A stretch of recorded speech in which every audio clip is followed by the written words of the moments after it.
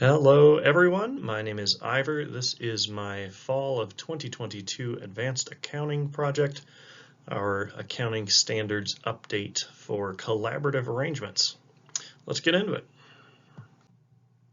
We don't need to spend a terrible amount of time on the general information, but just for information's sake, the title of the accounting standards update is number 2018-18 collaborative arrangements, clarifying the interaction between topic 808 and topic 606. That also gives you the applicable sections of the codification, and it was published on November 5, 2018. Continuing on with our broad overview of changes, painting with some pretty big brushes here, but the topic 606 in the codification is revenue from contracts with customers. And topic 808 is dealing with collaborative arrangements, obviously, but within a collaborative arrangement, what defines a customer is a pretty gray area. So there needed to be a lot of clarification on how to define a customer and how to recognize revenue. So just to define a collaborative arrangement, it's a contractual arrangement that involves a joint operating activity.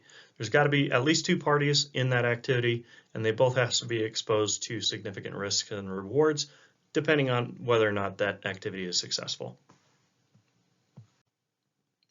Three main things that we want to get covered in this presentation is clarifying when transactions should be recognized as revenue in topic 606. So topic 808 doesn't apply. It can actually just all go under topic 606. We need to define what a unit of account is and how to treat it. And then also we need to clarify the treatment of transactions that don't include sales to third parties. So sales to third parties, pretty straightforward revenue, but when we're talking about between the two collaborative partners, that's where the meat of this issue lies. Continuing with the broad strokes, what's actually different, we'll get into the specifics later, but the name of the game is clarity. We needed better examples, we needed better definitions, we needed actual guidance on how to differentiate between a few of the different topics, and that's what this accounting standards update's purpose is. We have just a couple quick points about when this update is effective. For public business entities, it starts December 15th, 2019, and then any other kind of entity starts December 15th, 2020.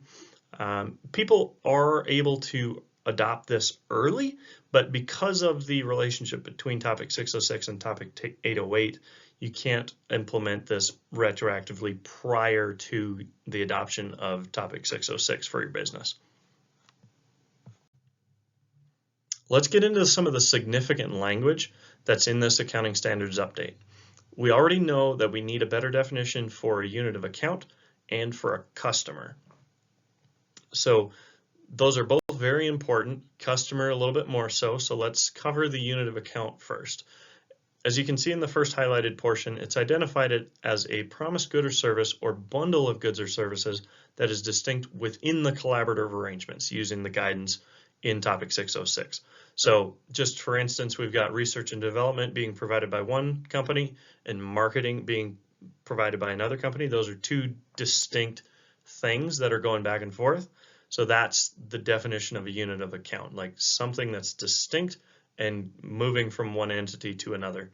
And the definition of a customer is very important because in the past, those two parties that are doing research and development and marketing would be customers of each other, but that's not the case. A customer has to be an outside third party. In the second highlighted portion there, it says if a portion of a distinct bundle of goods or services is not with a customer, the unit of account is not within the scope of topic 606. So where we have to apply topic 808 is when a distinct bundle of goods or services is going between two parties in a collaborative arrangement and not going to an external third party. If we're in a collaborative arrangement with someone, we get into a little bit of murky waters when we start having to pay for something the other party is doing. As you can see in the first highlighted section there, it says if one party to an arrangement is required to make a payment to the other party to reimburse a portion of that party's research and development costs, that portion of the net payment may be classified as a research and development expense in the payor's financial statements. So you can classify something as an expense. What Topic 808 is really getting at is when can we recognize revenue? And if we're receiving money from our partner in a collaborative engagement and that isn't from a third party, it's from a partner here, that can't be recognized as revenue. So if we're getting paid for something within the context of this collaborative engagement, but it's going to a third party and the third party's paying us, that's what the second highlighted section is saying. An entity is precluded from presenting transactions in a collaborative arrangement together with revenue from contracts with customers unless the entity applies the guidance in Topic 606. So we went over that before. If it's with a third party, you can recognize that revenue and it can be lumped in with those other transactions, but it does have to be separate. Like you can't just include it in revenue. It has to be separated and noted that, hey, this came out of this collaborative engagement, but it was from a third party. It wasn't from our co-collaborators. Now that we've talked a little bit more about what the accounting standards update actually did, let's talk about why they had to do it.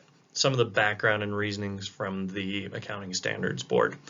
They were shooting themselves in the foot a little bit, making more work for themselves, but in the end, it's been better for everyone, and that's the whole point of this exercise is, hey, we need better clarification, better rules, better guidance.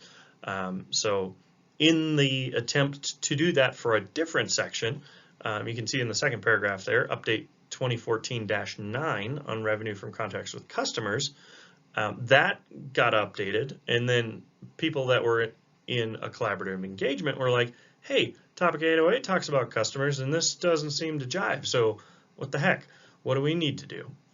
And so there was a specific request that was put in to clarify when transactions in a collaborative engagements were within the scope of the revenue guidance in Topic 606.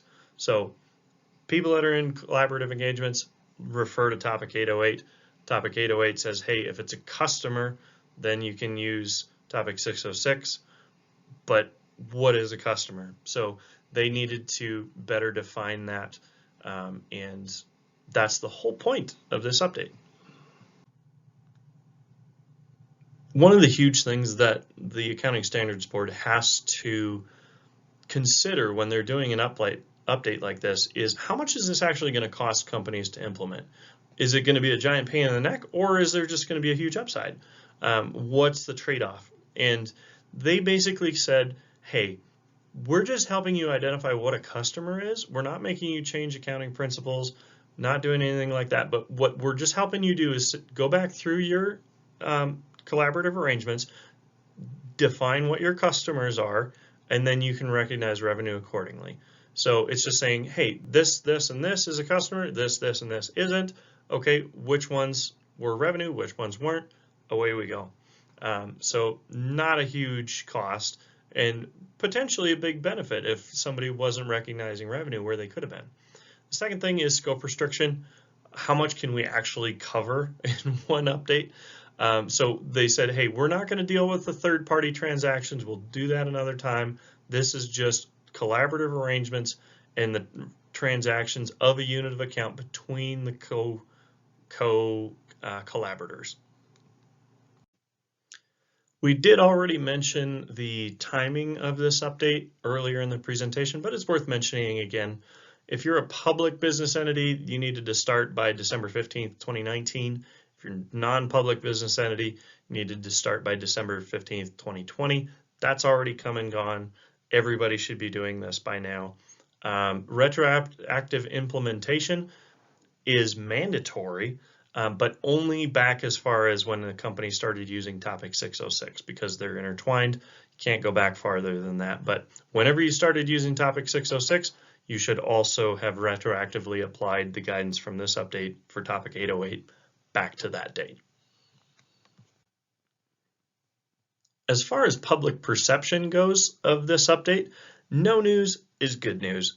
I didn't see any negative reaction pieces to how much of a pain this was, so it can't have been that big of an issue. The only thing that I found was websites like Deloitte that publish the actual ASU in its entirety. I did find one that summarized it and had these little how we see it boxes on this website, assets.ey.com. And their little note here is saying, hey, you can actually recognize gross profit on the income statement from transactions with a collaborator as long as they're not in the scope of ASC 606. So we are recognizing some revenue, but we do have to split it out from the other revenue in contracts with customers. So they were just pointing out that, hey, you can actually recognize this revenue, but you do have to split it out from your other contracts and things. It has to be specified that this is from a collaborator. So that's the basic gist of this update. I hope that you found it informative. I appreciate you for listening. If you have any questions, please let me know.